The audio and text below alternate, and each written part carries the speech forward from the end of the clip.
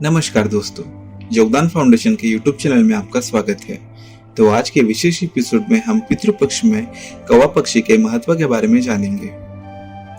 कौवा पूरे भारत भर में पाए जाने वाला पक्षी है और यह भारत के अलावा बांग्लादेश, नेपाल, पाकिस्तान, श्रीलंका, म्यांमार, मालदीव आदि मैदानी इलाकों से लेकर पहाड़ी इलाकों तक हर जगह पाया जाता है। हिंदू संस्कृति में किसी व्यक्ति की मृत्यु के 13वें दिन और प्रत्येक श्राद्ध के समय कौवे को केले के पत्ते पर खाना खिलाने की प्रथा है। साथ ही कौवे के लिए दैनिक भोजन में से घास का एक टुकड़ा रखने की भी प्रथा है। इसे काक बलि कहा जाता है। पितृपक्ष में कौवे का महत्व अचानक बढ़ जाता है, क्योंकि ऐसा माना जाता है कि जब तक कौवे को भोजन नहीं कराया जाता, पितृ तृप्त नहीं होते।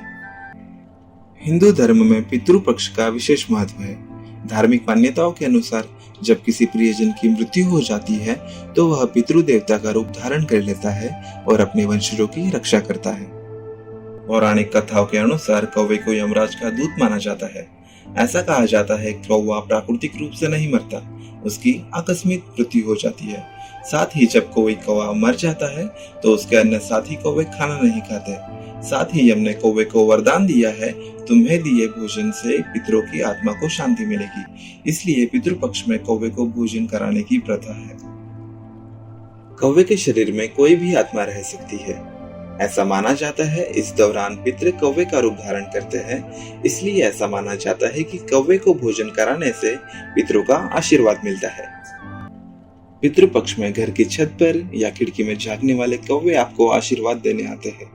कई लोगों का अनुभव यह भी होता है कि हमेशा आने वाले कौवे पितृपक्ष में घर की ओर रुख भी नहीं करते।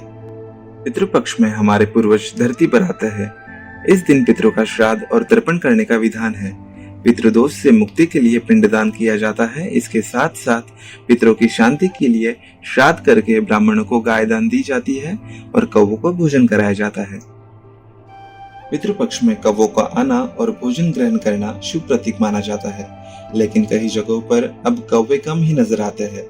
ऐसे में कहा जा सकता है कि आस्था के इस पर्व पर पर्यावरण का भी असर देखने को मिल रहा है।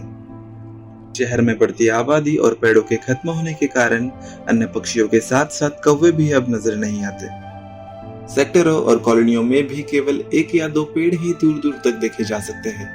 कौवे घने पेड़ों पर रहना पसंद करते हैं, क्योंकि वह बड़ी संख्या में एक साथ रहते हैं। वही वाहनों के शोर से शहर में इनकी संख्या कम होती दिख रही है। कौवे पारिस्थितिक तंत्र का हिस्सा है, इनके बिना प्रकृति का संतुलन बिगड़ सकता है। कौवे प्राकृतिक रूप से सफाई कर्मी होते हैं और छोटे कीड़ों के साथ साथ प्रदूषक पदार्थ भी खाते हैं। इससे प्राकृतिक अपशिष्ट प्रबंधन होता है। तो दोस्तों, आपको ये जानकारी कैसी लगी हमें कमेंट करके जरूर बताइएगा।